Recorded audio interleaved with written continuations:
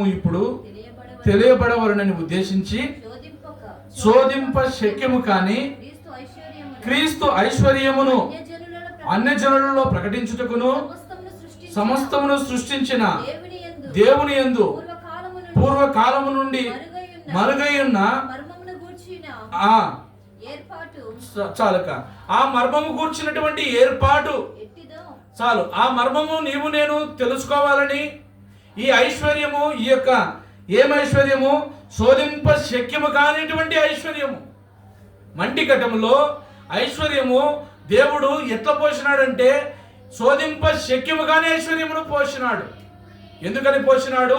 క్రీస్తుని కూర్చున్నటువంటి మర్మము నీవు నేను తెలుసుకోవడం మాత్రమే కాదు, ఇది తెలుసుకొని ఇతరులకు చెప్పాలా, ఇతరులకు ప్రకటించాలా, ఇతరులకు తెలియచేయాలా, ఇతరులకు ఈ యొక్క మర్మాన్ని మనం ఒక్కరమే అనుభవించడం కాదు, ఇతరులకు కూడా పంచి పెట్టాలా అనే ఉద్దేశంతో ఈ యొక్క శోధింప శక్యము కాని ఐశ్వర్యమును దేవుడు ఈ మంటి ఘటములోనికి మయం ఐశ్వర్యమును పోసినాడు. అంతేకాదు ఇంకా ఒకటి కనబడుతుంది.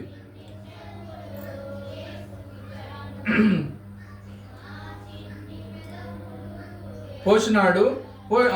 దానికంటే ముందు చదువుదాం ఇక్కడ కొరింథీయుల 18 ఇర్మియా గ్రంథము 18 3వ వచనం. నేను కుమ్మరి ఇంటికి పిల్లగా వాడు తన సారి మీద పని చేయుచుండెను. కుమ్మరి జిగట మట్టితో చేయుచున్న కుండలో వాని చేతులు విడిపోగా ఆ జిగట మన్ను మరలా తీసుకుని కుమ్మరి తనకు యుక్తమైనట్టుగా దానిని మరి యొక్క కుండ చేసెను. విడిపోయింది. కుమ్మరి వాని చేతిలో కుండ చేసినాడు, అది మరలా పగిలిపోయింది, లేకుంటే తనకు అనుకున్న విధంగా రాలే. అయితే మరలా దానిని పిసికినాడు, మరలా తన సారూప్యతలోనికి తనకి ఇష్టమైన విధానములో చేసుకున్నట్టుకు ఇష్టపడినాడు. నీవు నేను ఒకప్పుడు దేవుని యొక్క చేతిలో ఉన్నప్పుడు ఎంతో దేవుని యొక్క స్వరూపంలో చేయబడిన వారము.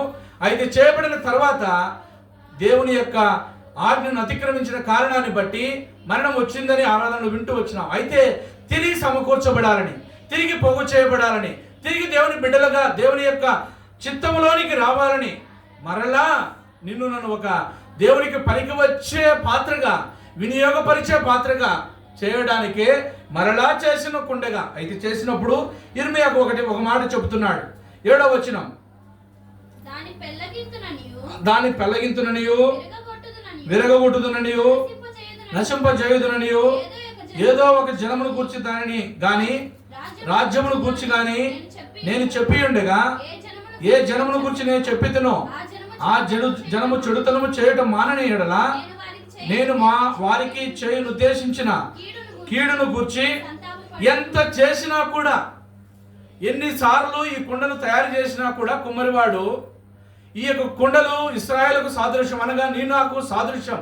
అయితే ఈ యొక్క ఇశ్రాయేలు ప్రజలు ఎంత చేసినా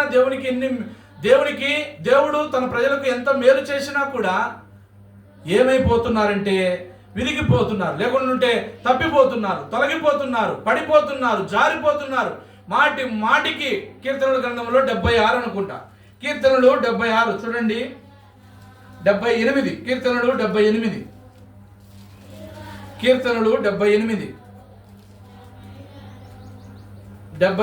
11. ఆయన క్రియలను, ఆయన వారికి చూపిన తన ఆశ్చర్య క్రియలను వారు మరిచిపోయిరి. ఎంత చేసినను ఏమి చేసినను వారు ఏం చేస్తున్నారంట? మరచిపోతున్నారు. నీకు నాకు ఆశ్చర్యకార్యములు ఎన్నో చేసినాడు దేవుడు. నీవు నేను ఈ యొక్క ఆశ్చర్య కార్యములు ఎన్నో ఉన్నాయి. నీకు నాకు తెలియక ఎన్నో విధాలుగా ఎన్నో ప్రమాదాల నుంచి తప్పించినాడు, ఎంతో అనారోగ్య పరిస్థితుల నుంచి తప్పించినాడు, ఎన్నో వైరస్ల నుంచి తప్పించినాడు, అంతకంటే ఎంతో పాపము నుండి తప్పించినాడు, ఎంతో దుష్టుల నుంచి తప్పించినాడు. ఇవన్నీ కూడా ఆశ్చర్య కార్యములే. ఇక్కడ చేసినటువంటి ఆశ్చర్య కార్యములు ఇశ్రాయేలు జీవితంలో వారికి ఏమి కావాలంటే పగలు మేఘస్తంభముగా, రాత్రి అగ్నిస్తంభముగా వారిని వెంబడిస్తూ వచ్చినాడు. ఎర్ర సముద్రం అనేటువంటి పెద్ద ఎర్ర సముద్రాన్ని పాయలుగా చేసి నడిపించినాడు. అంతేకాదు వారికి నీరు దాహమైనప్పుడు దప్పిక తీర్చడానికి వారికి నీటి బుగ్గలను పుట్టించినాడు అరణ్యములో. అంతేకాదు వారికి మాకు తినడానికి మాకు మాంసము కావాలంటే పరలోకము నుండి పూరేలను కురిపించినాడు, లేకుంటే మన్నాను కురిపించినాడు. అనగా వారికి చేసినటువంటి ఆశ్చర్య కార్యములు అన్నీ ఇన్ని కానే కాదు. అయితే ఎన్ని ఆశ్చర్య కార్యములు చేసినా వాళ్ళు ఏమైపోయినారంట? మరచిపోయినారు. ఇది ఎంతో దుర్మార్గమైనటువంటి చర్య. నీ నా జీవితంలో ఎన్ని ఆశ్చర్య కార్యములు చేసినాడు, ఎంత ఎంత మేలు చేసినా, ఎన్ని ఉపకారములు చేసినా, ఎంత ప్రేమించినా నేను దేవుణ్ణి నాకేమి చేసినాడు, నాకు ఏమి చేసినాడు అనేటువంటి ఉద్దేశంతో ఉంటాం. ఇక్కడ వారు అంటా ఆయనను ఎంత మేలు చేసినా, ఎంత సమృద్ధిలోనికి నడిపించినా, వారి బండలలో నుండి నీళ్ళను కాలువలను రప్పించిన, నదుల వలె నీళ్లను ప్రవహింపచేసిన వారు 17వ వచనంలో ఉంటది. ఆయనను వారు ఆయనకు విరోధముగా ఇంకను పాపము చేయుచూనే వచ్చిరి. ఇలా మీరు ఈ యొక్క అధ్యాయం అంతా చదివితే దాదాపు 10 సార్లు తప్పిపోయిన వారుగా కనపడతారు. అన్యాయం చేస్తారు, అక్రమం చేస్తారు, విగ్రహారాధన చేస్తారు, దేవుని దూషిస్తారు, సనుగుతారు, గొనుగుతారు, దేవుని బాధ పెడతారు, మాటికి శోధిస్తారు, ఆయనను వద్దనుకుంటారు. చివరికి ఆయనను వద్దనుకొని నమ్మకోకుండా వారి యొక్క హృదయమును కఠినపరుచుకుంటారు. అయితే దేవుడు తన యొక్క బాహుల్యత, తన కృప, తన యొక్క దయాళత్వం మానవుని ఎడల తప్పిపోలే, తొలగిపోలే. అదే కనబడుతుంది. చూడండి 38వ వచనం. అయితే ఆయన వాత్సల్య సంపూర్ణుడై వారిని నశింపచేయక వారి దోషమును పరిహరించువాడు, తన ఉగ్రతను ఏమాత్రము రేపుకొనక పలుమారు కోపము అణుచుకునేవాడు కాగా వారు కేవలము శరీరులై ఉన్నారని విసరి వెళ్ళి మరలి రాని గాలి వలె ఉన్నారని ఆయన జ్ఞాపకము చేసుకొనిను. నేను ఎందుకని దేవుడు ఇంతగా ప్రేమిస్తున్నాడు అని అంటే ఒకటే కారణం. ఏమి కారణం? వారు మంటి శరీరులు. నేను శరీరము కలిగిన వారమై ఉన్నాము కనుకనే ఆయనే చేసుకున్నాడు గనుక ఈ మంటిని, ఒక కుండను, ఆ కుండే నేను గనుక ఈ కుండ తొలగిపోయినా, ఎన్ని పాపములనే రంధ్రములు పడినా, ఈ ఓటి కుండల వంటి అయినా, ఓటి కుండలు మాత్రమే కాదు, ఇవి పెంకు చిల్లలైనా కూడా ఈ పెంకు చిల్లలను ఈయన వద్దనుకోలే. ఎన్ని మారులో కింద మాట ఉంటుంది 40వ వచనంలో, ఎన్ని మారులో తిరగబడిరి, ఎన్ని మారులో దుఃఖపెట్టిరి, ఎన్ని మారులో పరిశుద్ధ దేవుని సంతాపము కలిగించి. నేను కలిగించలేదా? నేను ఎన్నిసార్లు దేవుని దుఃఖపెట్టలేదా? ఎన్నిసార్లు ఆయనను బాధ పెట్టలేదా? మాటల ద్వారా, తలంపులు, క్రియలు, ఆలోచనలు, పద్ధతులు, స్వభావము, వీటన్నిటిని బట్టి దేవుణ్ణి ఎన్నిసార్లు బాధ పెట్టితివి. జ్ఞాపకం చేసుకో. ఈ మధ్యాహ్న కాల సమయంలో దేవుని యొక్క బలను సమీపించబోయేటప్పుడు ఈ మంటి ఘటంలో దేవుని మహిమైశ్వర్యమును పోషినాడే. ఇది మరిచితిమి. మరిచి నానా సార్లు ఎన్ని 10 సార్లు వీళ్ళు తప్పిపోతూ వచ్చి 10 ఆజ్ఞలు దేవుడిస్తే 10 పర్యాయములు తప్పిపోయినారు. తప్పిపోవడంగా చాలా రూడుగా మోసే చెప్తాడు. ఎంత కఠినముగా చెప్తాడంటే ద్వితీయోపదేశకాండము, వీరి గురించి ద్వితీయోపదేశకాండము 32, ద్వితీయోపదేశకాండము 32:15. యెషూరును క్రొవ్విన వాడై కాలు జాడించను, నీవు క్రొవ్వి బలిసి మందుడవైతివి. వాడు తను పుట్టించిన దేవుని విడిచెను, తన రక్షణను. ఇప్పుడు శైలమును ఏమైపోయింది? నాకు రక్షణ వద్దు.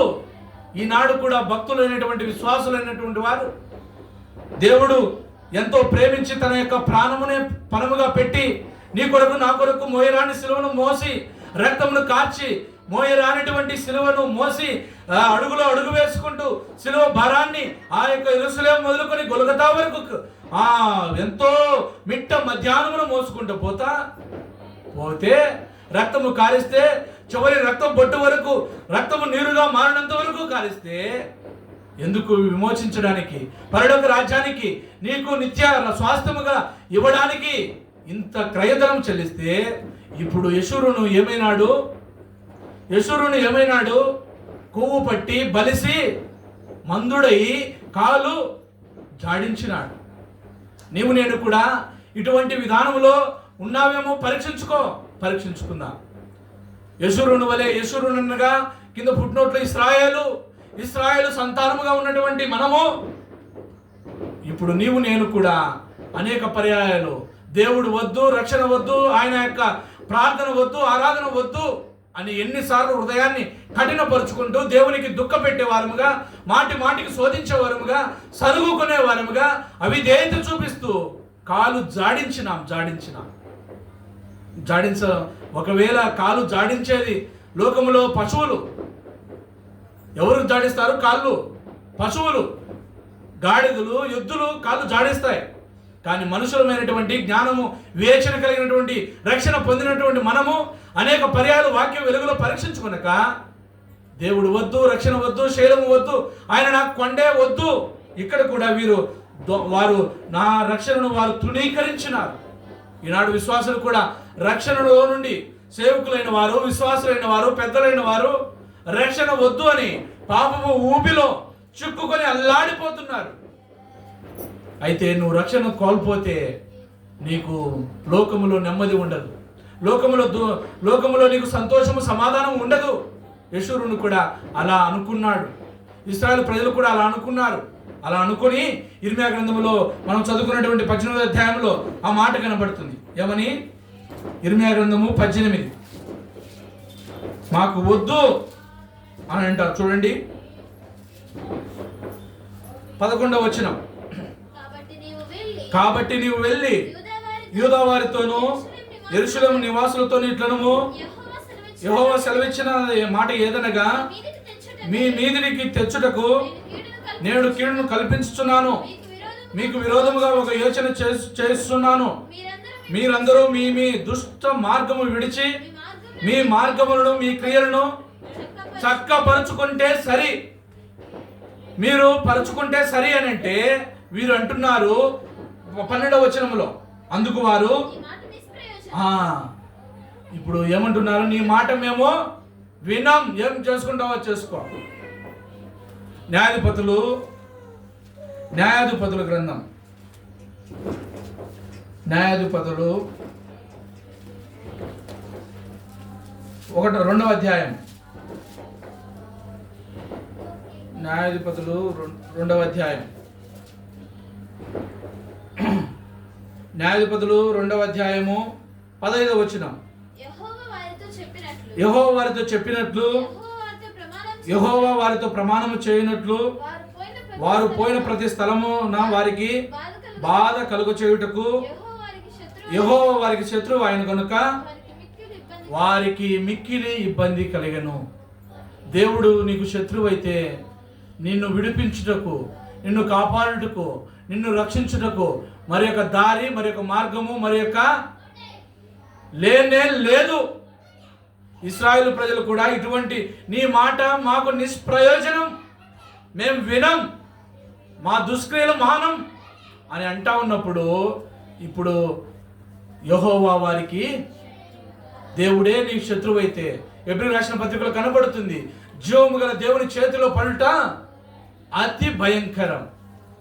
ఈనాడు కూడా కాలిఫోర్నియా, అమెరికాలో దేవుని వద్దనుకొని, దేవుని మాటను ధిక్కరించి, దేవుని యొక్క నిబంధనలు, ఆజ్ఞలను మీరి వారికై వారు సొంతంగా కొన్ని కట్టడలు, కొన్ని నిబంధనలు, కొన్ని ఆజ్ఞలు చేసుకున్నారు. ఏమని?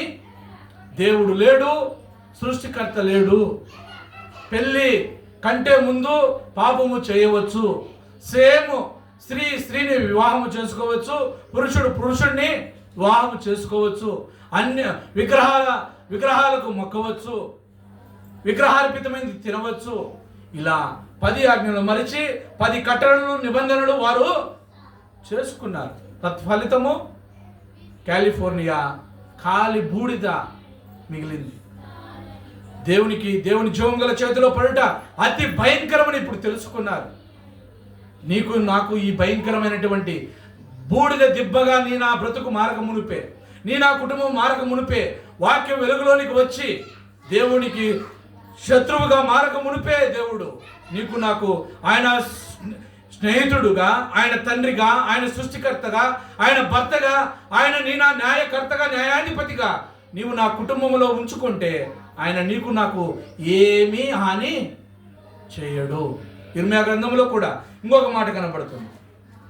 ఇర్మియా గ్రంథము 5వ అధ్యాయం, ఇర్మియా గ్రంథము 5వ అధ్యాయం 25వ వచనం. మీ దోషములు వాటి క్రమమును తప్పించను, మీకు మేలు కలుగుకున్నటకు. ఎవరి మన పాపములే మనకు మేలు కలగకుండా కారణము మన పాపములు. నీకు నాకు మేలు కలగడం లేదు అని అంటే దేవుడు పక్షపాతి కాడు, దేవుడు అన్యాయం చేయవాడు కాదు, దేవుడు జాలి కలిగిన దేవుడు, కరుణా వాత్సల్యత కలిగిన దేవుడు. ఎన్ని కీర్తనలు 78 మనం చదువుకుంటూ వచ్చినాం. ఎన్నో మారులు అక్కడ మాట ఎన్నో మారులు దేవుని బాధ పెట్టినా, వారు వద్దనుకున్నా, తృణీకరించిన ఆయన కరుణా వాత్సల్యత గలవాడై కేవలం శరీరులై ఉన్నారని వారిని జ్ఞాపకం చేసుకున్నాడు. అయితే నీకు నాకు మేలులు జరగపోవడానికి కారణం, ఇంకా దుఃఖ భారంతో ఉన్న కారణం, ఇంకా శోధనలో ఉండడానికి కారణం నా పాపములు. అవి నీకు నాకు మాత్రమే తెలుసు, వ్యక్తిగతంగా మాత్రమే తెలుసు. ప్రియ సహోదరి సహోదరుడా, ఈ మంటి ఘటాన్ని మహిమైశ్వర్యము పోసింది నిన్ను నన్ను దుష్క్రియలు చేయడానికి కాదు, నిన్ను నన్ను పాపములో లేకుంటే దుఃఖములో సమాధానము లేని పరిస్థితిలో ఉండడానికి కాదు. ఎందుకని అని అంటే ఇప్పుడు చదువుతాం. కొరింథీయులకు రాసిన పత్రిక 4:9-7 వచనం. ఇంకొక పర్యాయం ఈ మాట చదువుదాం. అయినను ఆ బలాధిక్యము మామూలమైనది కాక దేవునిదై ఉండునట్లు మంటి ఘటములలో ఈ ఐశ్వర్యము మాకు కలదు. కనుక ఈ యొక్క కొరింథీ అనేటువంటి కొంత చెప్తాను ఈ కొరింథీ గురించి. ఈ కొరింథీ అనేటువంటి సంఘము, ఈ కొరింథీ అనే ఈ సంఘానికి అపోస్తలుడైన పౌలు 2వ పర్యాయము ఈ యొక్క మాట చెప్తున్నాడు. ఇది ఈ యొక్క కొరింథీ అనేటువంటి ఇది ఒక పట్టణం. అకయ అనేటువంటివి ఒక పట్టణానికి ఇది ఒక రాజధాని. అకయ అనేటువంటి ఒక పట్టణానికి ముఖ్య రాజధాని. ఇప్పుడు గ్రీకు ఏథెన్సు అని మనకు కనబడుతూ ఉంటుంది. ఆ పట్టణాలకు ఈ యొక్క కొరింథీ అనేటువంటిది గొప్పది. ఈ కొరింథీ అనేటువంటి ఒక పట్టణము ఇది ఓడరేవుకు ప్రసిద్ధి చెందినది. ఈ కొరింథీ పట్టణంలో ఓడరేవు, ఇప్పుడు మనకు వైజాగ్ ఎలా అయితే ఉందో అలాంటి ఓడరేవు కలిగినటువంటి పట్టణం ప్రాంతం. అయితే ఈ యొక్క ఓడరేవు ఉన్నటువంటి ప్రాంతాలలో నానా దేశములకు చెందినటువంటి అనేక వర్ణాలు, అనేక వర్గాలు, అనేక కులాలు, అనేక మతాలు, అనేకమైనటువంటి విభిన్న సంస్కృతులకు చెందినటువంటి వ్యక్తులు ఆ యొక్క ఓడరేవు అనగా ఇక వ్యాపారము చెందినటువంటి ముఖ్య పట్టణం. అయితే ఇక్కడ ఉన్నటువంటి ఓడరేవు ఇది వ్యాపారాలకు నిలయము. గొప్ప విభిన్నమైనటువంటి జాతులు కలిగిన వారు, చాలా జ్ఞానము కలిగిన వారు. ఎటువంటి జ్ఞానం అంటే లోక సంబంధమైన జ్ఞానం. అంతేకాదు ఇక్కడ విగ్రహారాధన ఎక్కువగా జరిగేటువంటి ప్రాంతం. అంతేకాదు ఇక్కడ జారత్వం ఎక్కువగా జరిగేటువంటి స్థలము అని కొరింథీయులకు రాసిన పత్రికలో మనకు అంతా కనబడతా ఉంటుంది. ఒక అధ్యాయమే వారి విగ్రహారాధన గురించి చెప్తాడు, జారత్వం గురించి చెప్తాడు. అంతేకాదు మొదటి అధ్యాయంలోనే ఏమని చెప్తాడు, మీరు మీ లోక జ్ఞానము దేవుని దృష్టికి వెర్రితనం. ఎందుకనంటే వారికి ఉన్నటువంటి జ్ఞానాన్ని బట్టి వారు అతిశయించేవారు. పౌలు చెప్పేటువంటి సువార్త కానీ ఆయన చెప్పేటువంటి బోధ కానీ ధిక్కరించేవారు, వినేవారు కాదు. అందుకోసమే ఈ యొక్క కొరింథీ పట్టణంలో వారు విచ్చలవిడితనంతో బ్రతికేటువంటి వారు. అటువంటి సందర్భంలో మొత్తము అపోస్తల కార్యములలో 15వ అధ్యాయంలో 14వ అధ్యాయంలో స్టార్ట్ అవుతుంది. ఏమని అపోస్తలుడైన పౌలు 3 సువార్త దండయాత్రలు ప్రారంభిస్తాడు. మొట్టమొదటిది మొత్తం 3 సువార్త దండయాత్రల్లో ఇది 2వ సువార్త దండయాత్రలో ప్రారంభమైనటువంటి సంఘము. అపోస్తల కార్యములు 18వ అధ్యాయము, అపోస్తల కార్యములు 18వ అధ్యాయము. జస్ట్ ఈ ఒక్క మాట చదివి నేను దీనికి ముగిస్తా. అపోస్తల కార్యములు 18వ అధ్యాయము 8వ వచనం. ఆ సమాజ మందిరపు అధికారి అయిన క్రిస్పు తన ఇంటి వారందరితో కూడా ప్రభువునందు విశ్వాసముంచెను. మరియు కొరింథీయులలో అనేకులు విని విశ్వసించి బాప్తి ఇక్కడ స్టార్ట్ అయింది కొరింథీ సంఘము. ఇది 2వ దండయాత్ర, సువార్త దండయాత్ర. కనుక ఈ యొక్క కొరింథీ యొక్క సంఘములో ఎంతో శ్రమ, ఎంతో దుఃఖము. ఎవరికి? పౌలుకు. ఎందుకు అనంటే అక్కడ ఉన్నటువంటి ప్రజలు అలాంటి వారిని ఎంత దేవుని గురించినటువంటి మాటలు చెప్పినా వారు వినేటువంటి వారు కాదు.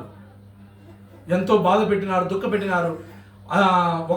ఒకసారి మొదటి కొరింథీ రాసిన పత్రిక అంతా చదివితే అక్కడ వారికి అంతా దేవుడు పౌలు చెప్తాడు, బోధిస్తాడు. మరలా 2వసారి రాస్తున్నాడంటే ఒక ప్రత్యేకమైనటువంటి స్థానం ఉంది. ఎందుకు అంటే వారు మరలా పాపంలోనికి దిగజారిపోతున్నారు. అటువంటి సందర్భంలో కొరింథీయులకు రాసిన పత్రిక 2వ కొరింథీ 3:1-6 వచనాలు మనం చదివినట్లయితే 3వ వచనం చదువుమా. రాతి పలక మీద కానీ సిరాతో కానీ వ్రాయబడక మెత్తని హృదయములు గల అను పలకల మీద జీవము గల దేవుని ఆత్మతో మా పరిచర్య మూలముగా వ్రాయబడిన క్రీస్తు పత్రికై ఉన్నామని. ఇప్పుడు అపోస్తలుడైనటువంటి పౌలు చెప్పేటువంటి మాట ఏంటంటే, నాకు రాయటం ఇష్టం లే. ఎందుకనంటే మీరు ఎంత చెప్పినా ఏమి చేసినా కూడా మీరు వినడంలే. అందుకు నేను ఇక మిమ్మల్ని రాయడం నాకు ఇష్టం లేకుండా మీరు చెప్పేటువంటి మాటలు జీవము గల మెత్తని హృదయం మీద, ఆ యొక్క పలక మీద రాసుకునండి. ఏమి? జీవము గల దేవుని వాక్యమును.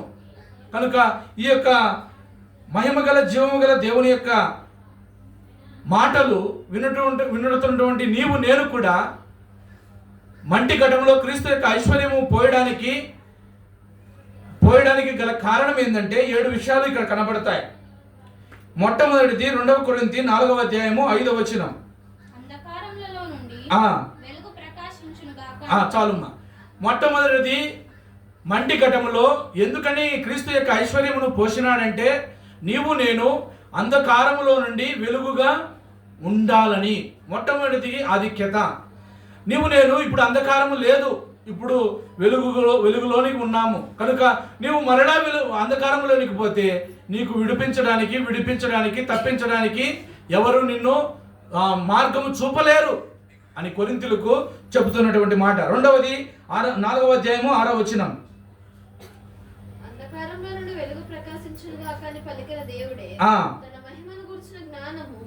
మా చివరి భాగం క్రీస్తు యేసును గూర్చిన ఆయన ప్రభువనియు మమ్మను గూర్చి యేసు నిమిత్తము మేము మీ పరిచారకులమనియు. 2వది ఎందుకని దేవుడు ఈ యొక్క మంటి ఘటములో మహిమైశ్వర్యమును పోసినాడంటే 2వ కారణము నీవు నేను దేవునికి ప్రభువైన యేసుక్రీస్తుకు పరిచారకులముగా ఉండు నిమిత్తము. పరిచారకులము అనగా అర్థము దేవునికి ఇంటిలో పనిచేసేటువంటి బిడ్డలముగా ఉండడానికి. నీవు నేను 2వది ఎందుకని ఈ యొక్క మంటి ఘటములో మహిమైశ్వర్యం పోసినాడంటే నీవు నేను దేవుని ఇంటిలో పరిచారకులముగా పరిచర్య కొనసాగించేవారం ఆయా పనులు చేయడానికి. 3వది 4వ అధ్యాయం 17వ వచనం, 16వ వచనం, 16 కావున మేము అధైర్యపడము, మా బాహ్య పురుషుడు కృషించేయును, ఆంతర్య పురుషుడు దినదినము. ఎందుకనంటే 3వ కారణము బాహ్య పురుషుడు కృషించిపోయినను, అంతరంగ పురుషుడు ఏం చేయాలంట? నూతనముగా బాహ్యముగా కనబడుతున్నటువంటి నీవు నేను వయసు మీరే కొద్దీ తగ్గిపోతూ ఉంటాం, సత్తువ తగ్గిపోతూ ఉంటుంది. కానీ అంతరంగములో క్రీస్తును కూర్చున్నటువంటి ఆసక్తి, క్రీస్తును కూర్చున్నటువంటి వాక్యము, క్రీస్తును కూర్చున్నటువంటి మందిరము పట్ల ఆసక్తి, క్రీస్తును కూర్చున్నటువంటి మందిరము పట్ల దైవ సేవకుల మధ్య పరిచారకుల మధ్య సహవాసము కలిగిన వారముగా ఉండడానికి మాత్రమే ఈ యొక్క ఐశ్వర్యమును దేవుడు నీకు నాకు ఇచ్చినాడు. అందుకోసమే అంతరంగముగా నీవు నేను దినదినము క్షేమాభివృద్ధి పురిగొల్పుతూ ఉండాల. ఇది 3వ ఆధిక్యత. 4వది 17వ వచనం, మేము దృశ్యమైన వాటిని చూడక అదృశ్యమైన వాటిని నిదానించి చూస్తున్నాము. చాలుమా. 4వ విషయము ఏమి? దృశ్యమైన వాటి యందు లక్ష్యం ఉంచడం లే. ఎందుకు? దృశ్యమైనవి ఒక దినాన కాలి బూడిదైపోతాయి. దృశ్యమైనవి ఏమేమిటి? నీకు నాకున్నటువంటి ఆస్తిపాస్తులు, నీకు నాకున్న కార్లు బంగ్లాలు, నీకు నాకున్నటువంటి పట్టు వస్త్రాలు, నీకు నాకున్నటువంటి సమస్తము కూడా కాలి బూడిదైపోతాయి. అయితే అదృశ్యమైనవి కొన్ని ఉన్నాయి. ఏమి? నీ నా రక్షణ, నీ నా విశ్వాసము, నీ నా నిరీక్షణ, నీ నా పరలోక రాజ్య స్థానము, కిరీటము, సింహాసనము, ఇవన్నీ కూడా అదృశ్యమైనవి. ఇవి నీకు నాకు కనబడవు. అయితే ఒక దినాన ఈ లోకంలో చనిపోతే క్రీస్తుతో కూడా పాతి పెట్టబడిన వారమై ఒక దినాన క్రీస్తు లేచినట్టు నీవు నేను ఆయన యొక్క రాకడలో ఆయన కొరకే ఎదురు చూసేవారముగా లేపబడతాం. లేపబడిన తర్వాత ఈ యొక్క దృశ్యమైనవి నీకు నాకు కనబడతాయి. అదే ప్రకటన గ్రంథం 21వ అధ్యాయంలో ఈ యొక్క అదృశ్యమైనవి అక్కడ నీకు నాకు కనబడతాయి. ఏమేమిటి? నూతనమైన యెరూషలేము పట్టణము, నూతనమైనటువంటి యెరూషలేము పట్టణము నీ కొరకు నా కొరకు దేవుడు భూమి పునాదులు పుట్టకమునుపు నుంచే దానిని నిర్మాణము చేస్తున్నాడు. మరకత మాణిక్య కెంపులతో పొదగబడినటువంటి సింహాసనమును, నీతి కిరీటము, న్యాయ కిరీటము, దావీదు కిరీటము, లేకుంటే వాడబారిని మహిమా కిరీటము నీ కొరకు నా కొరకు అదృశ్యమైనవి సిద్ధపరుస్తున్నాడు. ప్రియ సహోదరి సహోదరుడా, నీవు నేను కూడా ఇటువంటి వారముగా ఉండాలా. మహిమైశ్వర్యము ఎందుకని దేవుడు పోసినాడు? మొట్టమొదటిది ఏమి కారణం అని అంటే నీవు నేను వెలుగుగా ఉండాలా. రెండవది నీవు నేను పరిచారకులముగా ఉండాలా. దేవుని యొక్క సహవాసముతో సంఘముతో అంటు కట్టబడిన వారమై ఉండాలా. మూడవది బాహ్య పురుషుడు నశించిపోయినను అంతరంగ పురుషుడు ఆత్మీయంగా దినదినము క్షేమాభివృద్ధి నొందుతూ ఉండాలా. నాలుగవది దృశ్యమైనవి కృషించిపోయినను, దృశ్యమైనవి నశించిపోయినను, అదృశ్యమైన వాటిని అనగా మన యొక్క శరీరము కానీ, బలము కానీ, ఆస్తి కానీ, అంతస్తు కానీ అంతా క్రీస్తు నిమిత్తం పోయినను అదృశ్యమైన వాటి యందు నీవు నేను నిరీక్షించగలిగే వారముగా ఉండాలా. 4వ అధ్యాయము 15వ వచనం. ఐదవది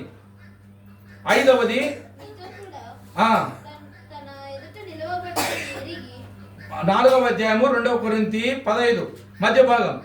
ప్రభువైన యేసును లేపినవాడు యేసుతో కూడా మమ్మను కూడా లేపి మీతో కూడా తన ఎదుట నిలువబెట్టునని ఎరిగి మేమును విశ్వసించుచున్నాము. నీకు నాకు ఉన్నటువంటి 5వ అంతస్తు ఏమంటే, 5వ ఆధిక్యత ఏమంటే దేవుని యొక్క పునరుద్ధాన శక్తి. అందుకోసమే ఫిలిప్పీయులకు రాసిన పత్రిక 3వ అధ్యాయము, ఫిలిప్పీ 3వ అధ్యాయము 10వ వచనంలో ఒక మాట మనకు కనబడుతుంది.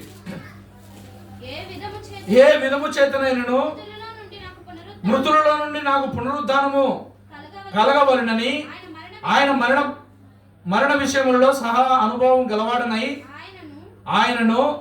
ఆయన పునరుద్ధాన బలము ఎరుగు నిమిత్తమును ఆయన శ్రమలలో పాలువాడొకటి ఎట్టిదో ఎరుగు నిమిత్తమును సమస్తమును నష్టపరుచుకొని వాటిని పెంటతో సమానముగా 5వ ఆధిక్యత నీకు నాకు పునరుద్ధానము ఉంది. అపోస్తలుడైన పౌలు ఉన్నటువంటి ఆధిక్యతలు ఎన్నో.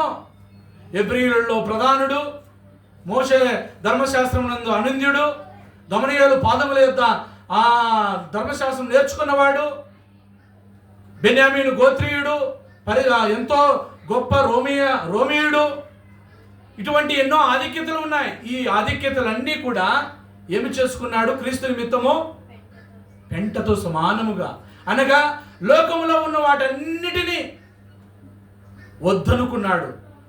వెనుకున్న వాటన్నిటినీ మర్చి ముందున్న వాటి కొరకు ఏముంది? ముందు బహుమానం ఉంది. ఏముంది? అదృశ్యమైనది ఉంది. ఏముంది? కిరీటం ఉంది అని ఎరిగినాడు. అందుకోసమే సమస్తమును నష్టముగా ఎంచుకున్నాడు. తనలో ఉన్నటువంటి ఐశ్వర్యము గొప్పది అని ఎరిగినాడు. అందుకోసమే తన యొక్క పునరుద్ధానములో ఏ విధము చేతనైనను పునరుద్ధానములో ఐక్యపరచబడవాలని సమాన అనుభవం గలవాడనై తన యొక్క బలమును ఎరుగు నిమిత్తము నేను సమస్తమును పెంటతో సమానముగా ఎంచుకొనుచున్నాను. నేను కూడా ఇంకా దృశ్యమైన వాటి కొరకు. క్రైస్తవ జీవితం అంటే ఇది ఎంతో కఠినమైన పరిస్థితి. ఇది ఎంతో తగ్గించుకునే జీవితం. ఇది ఎంతో క్రీస్తు కొరకు శ్రమపడే జీవితం. మోషే అంటాడు ఎబ్రీ రాసిన పత్రిక 12వ అధ్యాయంలో ఏమంటాడు చూడండి. ఎబ్రీ రాసిన పత్రిక టైం లేదు కనుక నేను ఇవన్నీ చెప్పడం లేదు. కానీ ఎబ్రీ రాసిన పత్రిక 11వ అధ్యాయము 24వ వచనం. మోషే పెద్దవాడైనప్పుడు విశ్వాసమును బట్టి ఐగుప్తు ధనము కంటే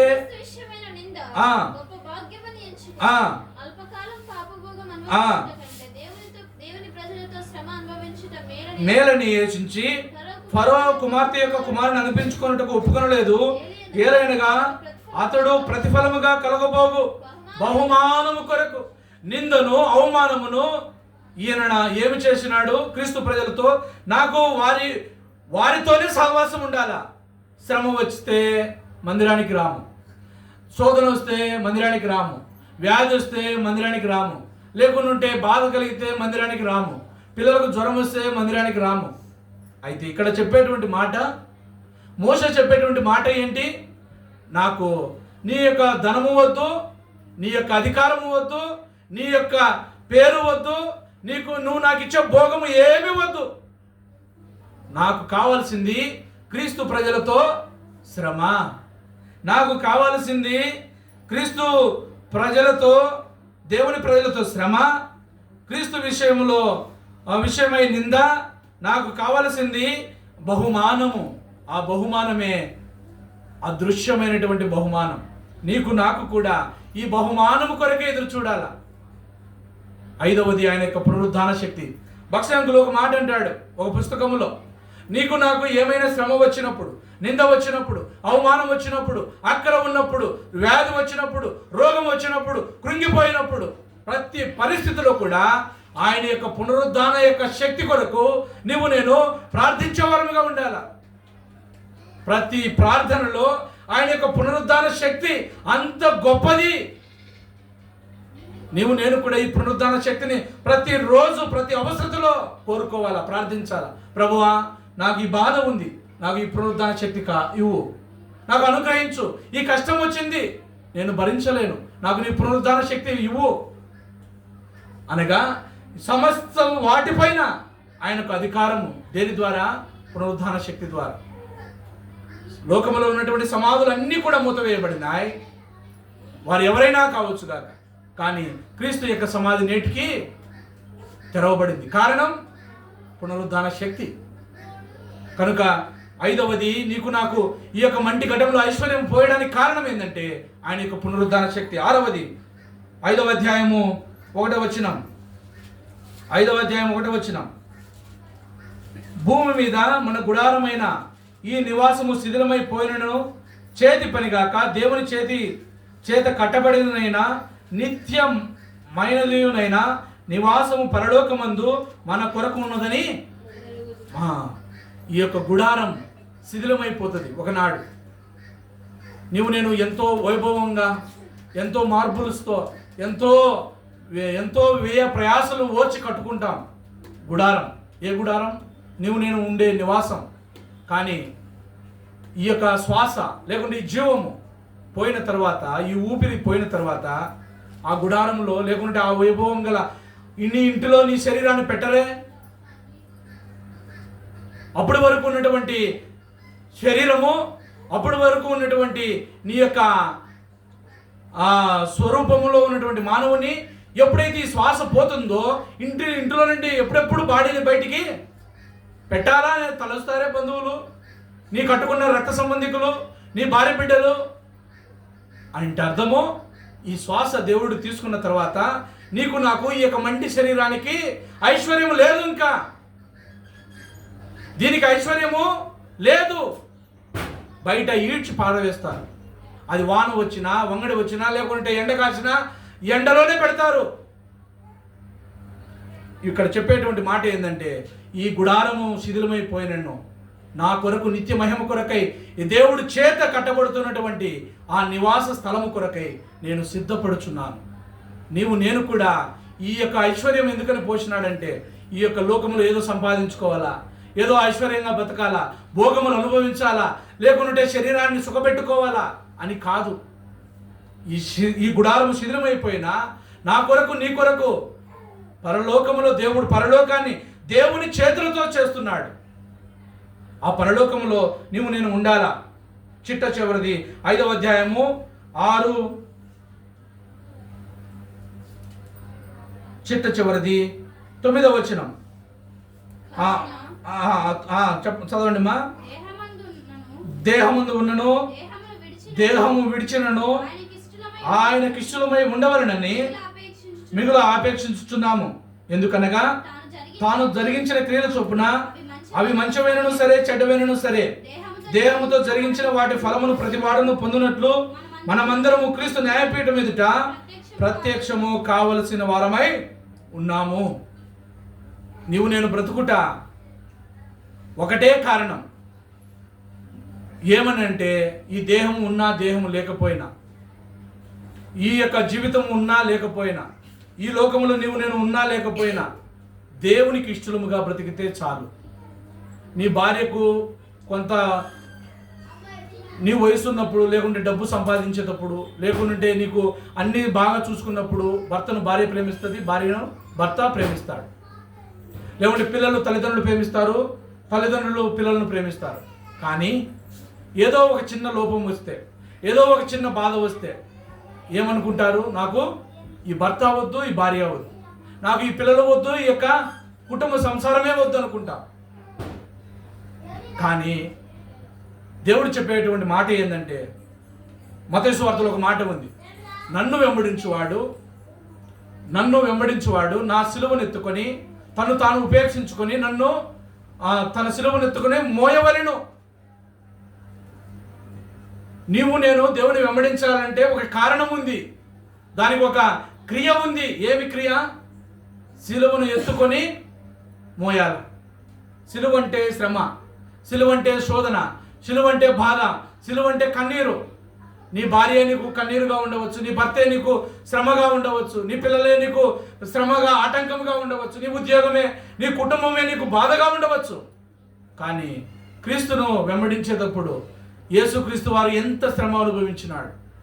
శ్రమ అంటే సిలువ అంటే శ్రమ, సిలువ అంటే కన్నీరు, సిలువ అంటే ఎంతో దుఃఖం, సిలువ అంటే ఎంతో వ్యయం, ఎంతో కష్టం. బ్రతికినన్ని రోజులు ఈ సిలువ మోయాల్సిందే. అయితే సిలువను వద్దనుకుంటే నీవు ఆయన కుమారుడు, ఆయన కుమార్తె, ఆయన శిష్యురాలు అనిపించుకోలేము. కనుక నా జీవితంలో అవి నా క్రియలు చెడ్డవైనను సరే మంచివైనను సరే ఒక దినాన దేవుడు న్యాయపీఠం ఎదుట నన్ను నిలబెడతాడు, అడుగుతాడు, ఎలా బ్రతికినావు, ఎలా ఉన్నావు, ఎలా జీవించినావు. ఇదే కొరింథీయులకు రాసిన పత్రికలో ఒక మాట కనబడుతుంది. కొరింథీయులకు రాసిన పత్రిక 2వ కొరింథీ 10వ అధ్యాయం. దేవునికి ఇష్టడై ఉండటం మంచిది. 10వ అధ్యాయము 17వ వచనము 18వ వచనం. అతిశయించువాడు ప్రభువునందు అతిశయింపవలెను, ప్రభువు మెచ్చుకునేవాడే యోగ్యుడు. కానీ నన్ను ఎవరు మెచ్చుకుండవచ్చు, మెచ్చుకోకపోవచ్చు. నన్ను ఎవరైనా ప్రేమించవచ్చు, ప్రేమించకపోవచ్చు. నన్ను ఎవరైనా దగ్గర తీయవచ్చు, తీయకపోవచ్చు. కానీ దేవుని యొక్క వాక్యం చెప్పేది, నేను ప్రభువు దృష్టిలో ప్రభువు మెచ్చుకుంటే చాలు. నీ భర్త నిన్ను మెచ్చుకున్నా మెచ్చుకోకపోయినా, నీ భార్య నిన్ను మెచ్చుకున్నా మెచ్చుకోకపోయినా, నీ పిల్లలు నిన్ను మెచ్చుకున్నా మెచ్చుకోకపోయినా, నీకున్నటువంటి కుటుంబము, నీ రక్త సంబంధికులు నిన్ను మెచ్చుకున్నా మెచ్చుకోకపోయినా, నా క్రియలను బట్టి ప్రభువు మెచ్చుకొని ప్రభువుకి ఇష్టలుగా ఉంటే నీకు నాకు పరలోక రాజ్యం ఉంది. అందుకోసమే ఈ మంటి ఘటములో దేవుడు తన మహిమ ఐశ్వర్యమును పోషినాడు. కనుక దేవుని యొక్క బలలోనికి ప్రవేశించేటప్పుడు ప్రియ సహోదరుడా, ప్రభువా, నేను నీకు వెలుగుగా ఉండడానికి నాకు మహిమ ఐశ్వర్యం పోషినావు. ప్రభువా, నన్ను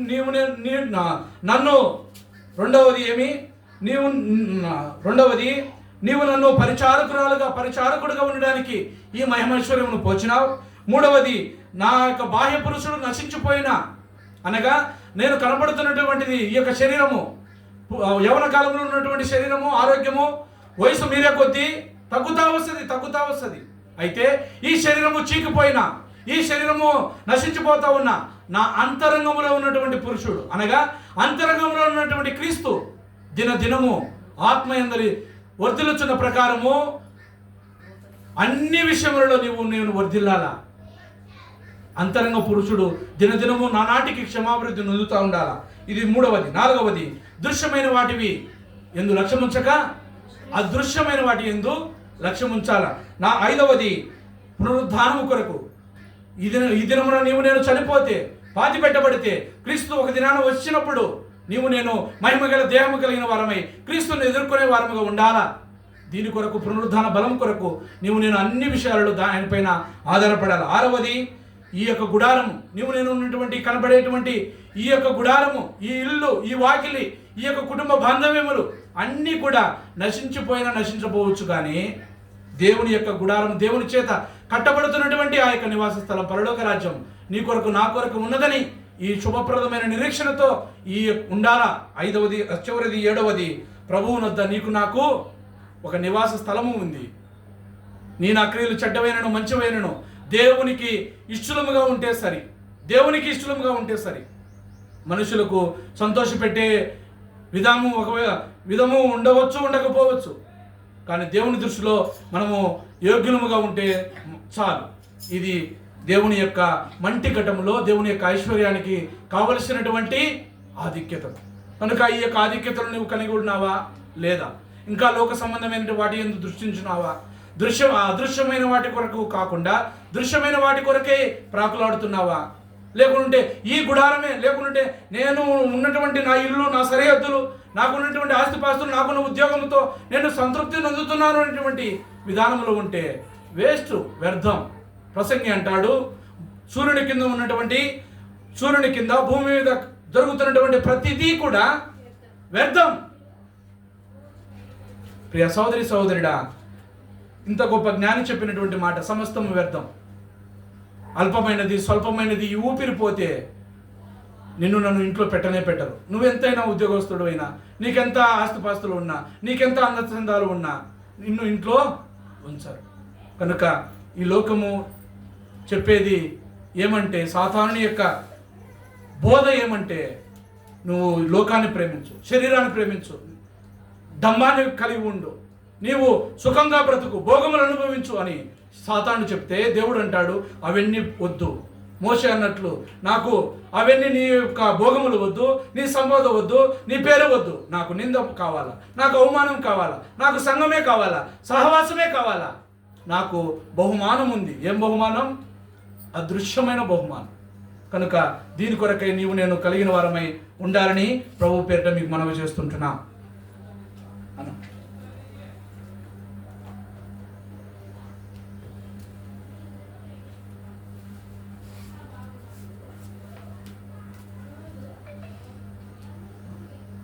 దయచేసి మోకాల్లో ఉంచండి. ఈ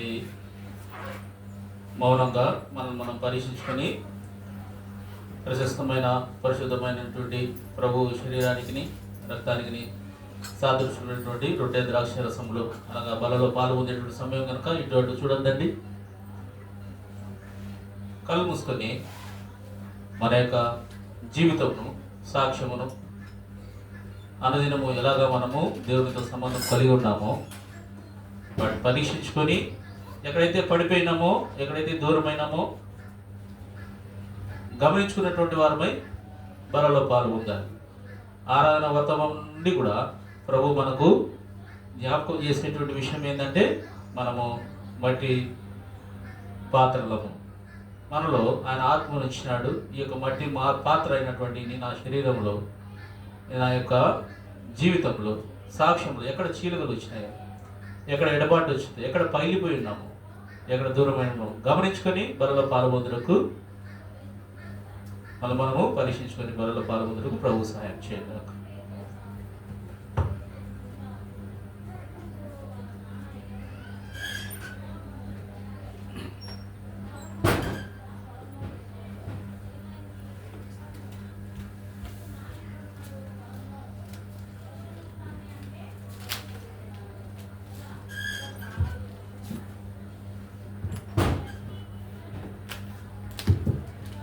వాక్య వెలుగులో మనం పరీక్షించుకుందాం.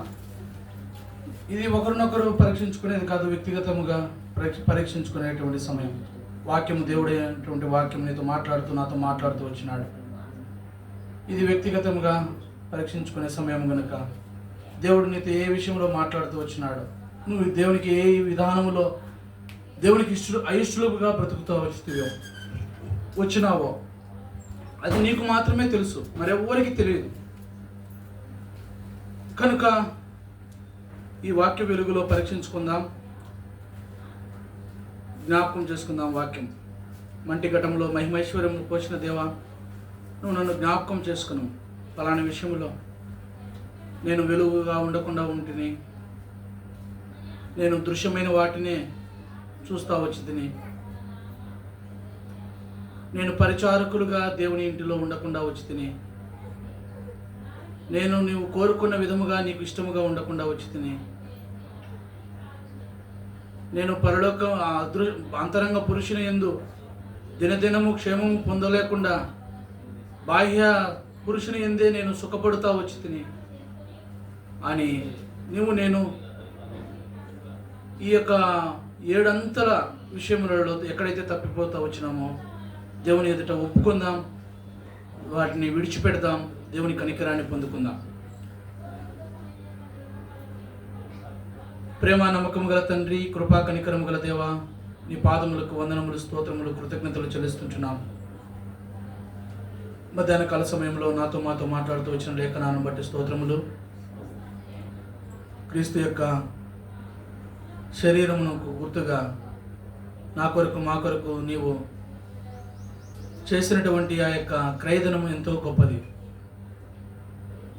పాపం ఎరుగని నీవు నోటి మాటలో పాపము లేదు, క్రియలలో పాపము లేదు, దేవాన్ని చూపులో పాపము లేదు, నీ యొక్క అరికాలు మొదలుకొని నడినెత్తి వరకు ఎక్కడా కూడా పాపం అనేది కనబడదు, నీ బోధలో పాపము లేదు. అయితే పాపములో ఉన్నటువంటి నాన్ను మమ్ములను సర్వలోకాన్ని రక్షించడానికే ఈ లోకానికి శరీరధారిగా వచ్చినావు. దేవా, నన్ను మమ్మలను క్షమించుము. మా పాప భారమంతా కూడా నీవు మోసుకున్నావు. నీవు ప్రభువా శిలువను భరించినావు, నువ్వు రక్తమును కార్చినావు, నువ్వు ప్రాణము పెట్టినావు. నీ యొక్క శరీరం అంతా రక్తపు ముద్దగా మారింది. కొరడాలతో కొట్టుతా ఉన్నప్పుడు, ఇంగిలి పోస్తూ ఉన్నప్పుడు, జుట్టు పెరుగుతూ ఉన్నప్పుడు, పిడిగుద్దులు గుద్దుతూ ఉన్నప్పుడు మా కొరకు తట్టుకున్నావు స్వామి. వీరేమి చేయుచున్నారో వీరు ఎరుగురు గనుక వీరిని క్షమించుము అన్నావు. ప్రభువా, ఎంత ప్రేమ మానవులంటే నీకు. శత్రువులను కూడా నువ్వు ప్రేమించిన దేవుడు తండ్రి. నీ ప్రేమకు హద్దు లేదు, నీ ప్రేమకు లోతు, ఎత్తు, పొడవు, లోతు మేము గ్రహించలేము. కనుక ప్రేమ గుర్తులే ఈ శరీరము, ఈ యొక్క రక్తముకు సాదృశ్యమైనది.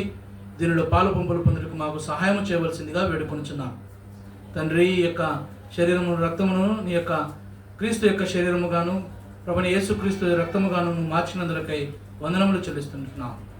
ప్రభా, మమ్మల్ని జ్ఞాపకం చేసుకున్నామని యోగ్యమైన విధానంలో బలలో చేయుడికి సహాయం చేయమని మా ప్రభువును రక్షకుడైన యేసుక్రీస్తు వారి నామమున ప్రార్థించి అడిగి వేడుకొనుచున్నాము తండ్రి, ఆమేన్. ఆయన యొక్క రొట్టెను ఎత్తుకొని, ఇది మీ కొరకు విరవబడుతున్నటువంటి నా శరీరము, మీరు దీనిని తిననప్పుడల్లా నన్ను జ్ఞాపకం చేసుకున్నాడని వారితో చెప్పెను. ఎవరైతే క్రీస్తు యొక్క శరీరమును